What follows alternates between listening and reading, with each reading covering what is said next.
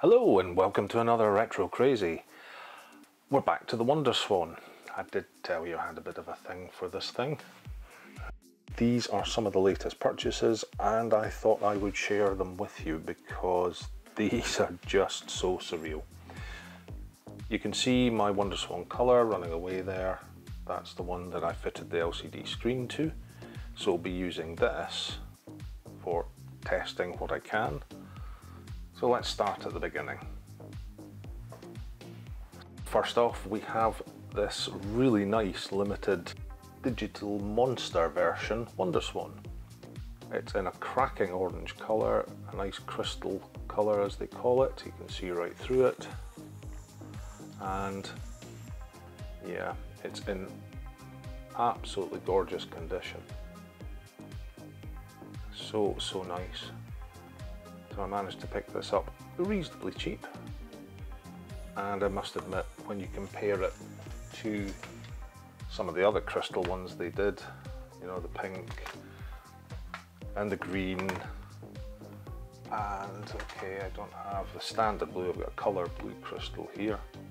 I actually really like this orange, it's rather nice, and it looks 10 times better than just the plain coloured ones that they did. Although technically that's a crystal as well. But yeah, I do like this. I do like this a lot. So that's nice. Like that, nice one to add for the display. So let's pop that to the side. So next off is this tiny little unassuming device, and this is called the Wonderwave. And it just plugs in to the accessory port on the side. It's not too in the way, it does add some width on, but still easily access the buttons here. And this is an infrared communication device, and it's designed to work with things like Sony's Pocket Station and the Casio, I think it's the WQV3 wrist camera. It was originally shown at the Tokyo Game Show, that's 1999, and then at the 2001 as well, and it was partnered with the Digimon games, and the idea being you could transfer information between the two. So I don't know if we'll get anything. I very much doubt we'll see anything, and I don't speak Japanese. So we've got Reboot, Customize and Museum.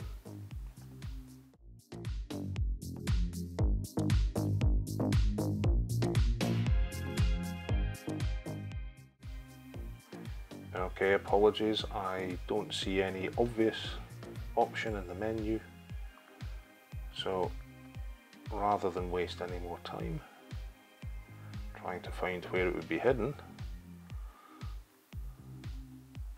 it just seems to be cycling between the options. Although I do appear to have some saved on the cartridge, I think. Okay, well there we go, we can see some of the options there, but that's WonderSwan to WonderSwan gaming. So it's a nice little option and designed just to allow you to transfer data. So very simple, very neat, just plugs in the side. Oh, sorry, the button on this is not the best.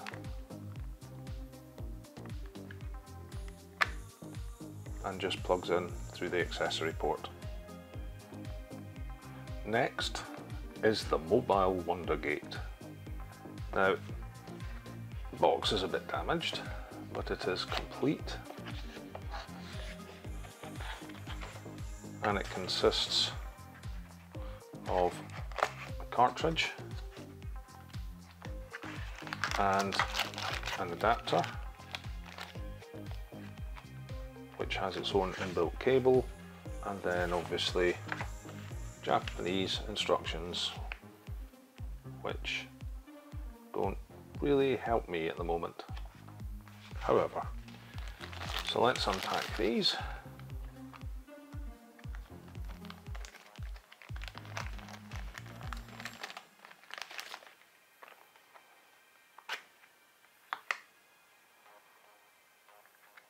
So we've got the two items, the mobile Wondergate and the adapter, which has its own cable built in,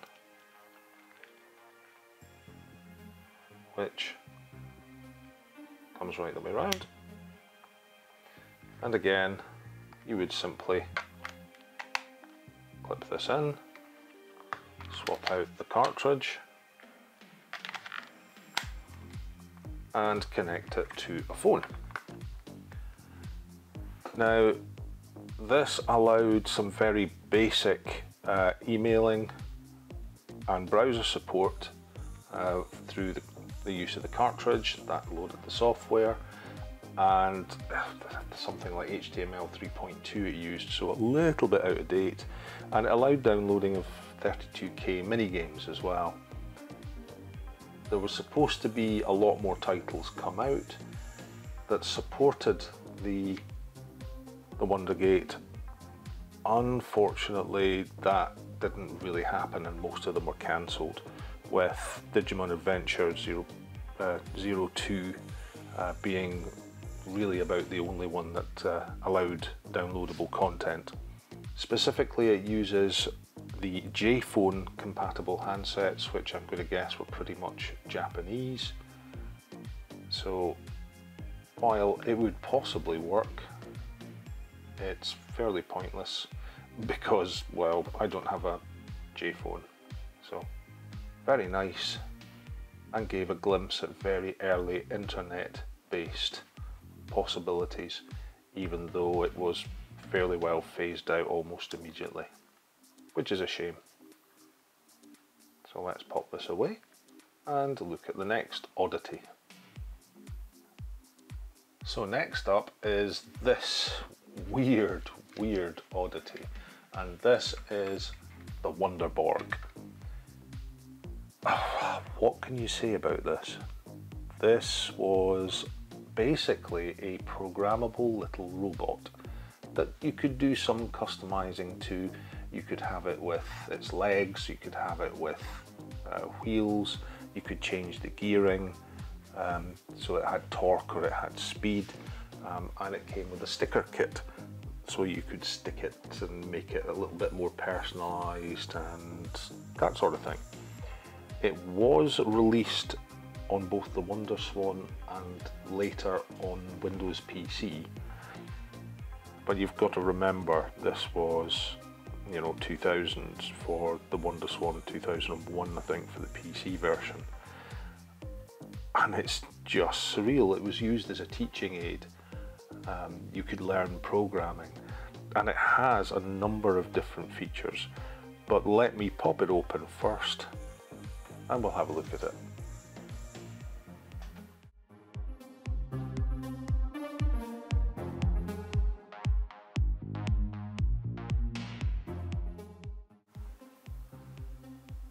So this is basically brand new in the box, so I'm not going to be building it, testing it, anything like that. What I may do is see if I can find another one to do that with at a later date.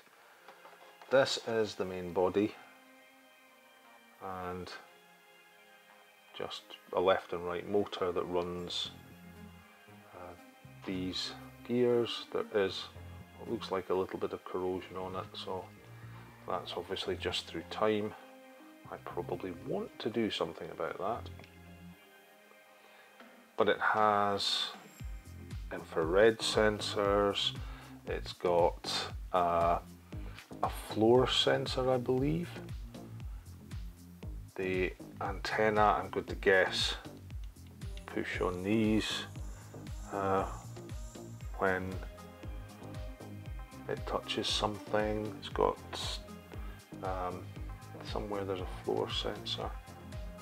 I guess it's these ones pointing down. Infrared sensor at the front. Light sensor. Yeah, so it was a light sensor there. Oh, and a step sensor. It can work out how many times it's walked forward or back. So really quite neat. And it worked with, what's that, some AA's. And you've got your wheels if you want them. You've got your little legs if you want them. So different legs, different parts. Some of these I don't even know that. There's your gears for changing the gearing, your upper shell.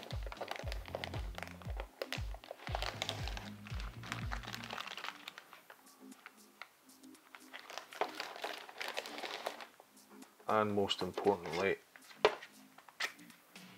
there is your software, your Robot Works software, which just runs off the WonderSwan.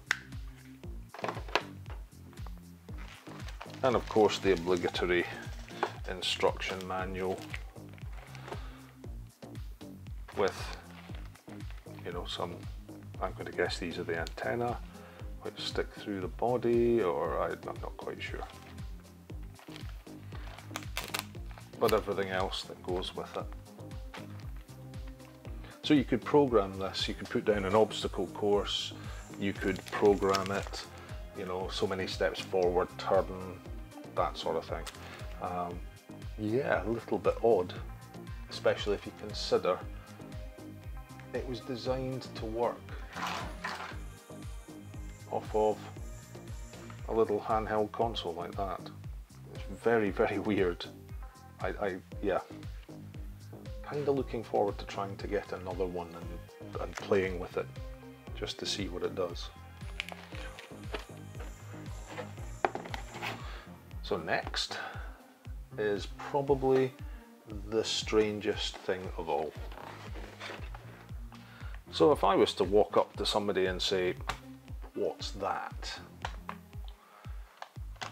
You know, it's very difficult to try and work out. I mean, it's lots of cable, it's a piece of foam, there's like a plug at the top, there's this weird weighty thing, and it is weighty, that sits there.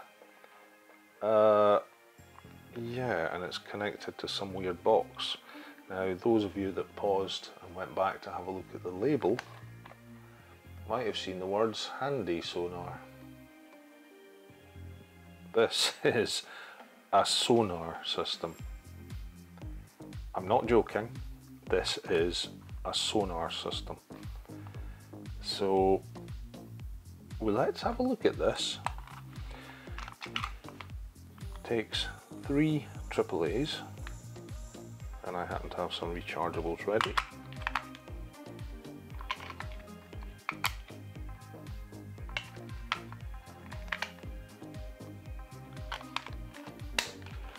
So we should find that power light is on and off. So let's see what happens.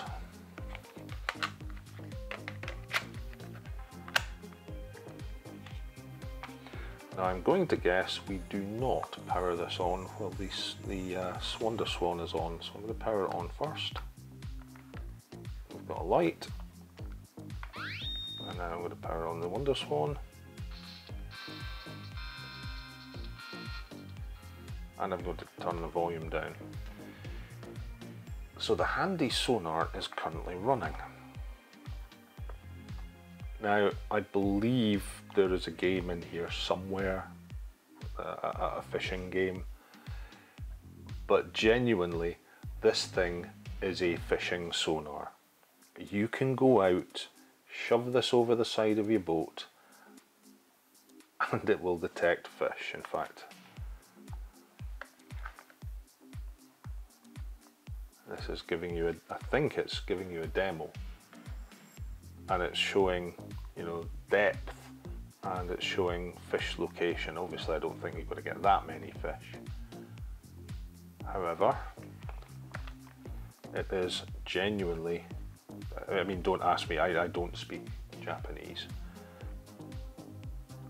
So the first option looks like it takes you straight into the sonar. It's not going to work.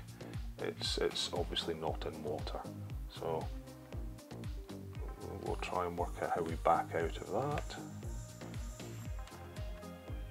Okay, that takes us along different menus. Oh, exit. Exit at least is in English. Somewhere in here, I think I've just randomly found it. There is actually an indicator of all the different fish types and that sort of thing.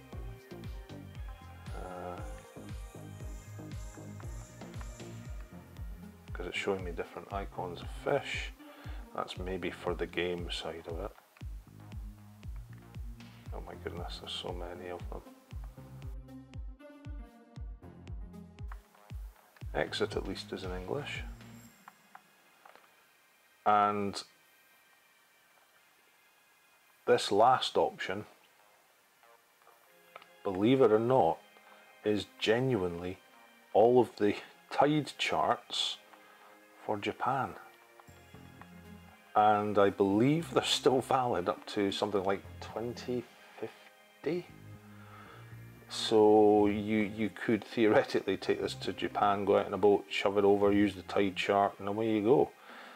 It's absolutely crazy. It's crazy that they would develop a sonar system to work off of a little handheld console. Yeah, it's mind-blowing. But there you go, there's one of the most surreal things I've seen for a little handheld console. So this little thing just keeps surprising and surprising and surprising and surprising. Now yes, I did get all of these off of Sendico, but this is not about Sendico. It's all about the WonderSwan and just how crazy this little thing is, just what it could do, what they got it to do in such a short space of time, because remember, it was only 3-4 years in total for its entire lifespan. You know, it's mad. So I hope you liked the look at some of the weird stuff I now have for the WonderSwan in my collection. Thank you for watching. Remember to like and subscribe. And from the Bandai WonderSwan and the handy sonar, see you in the next Retro Crazy.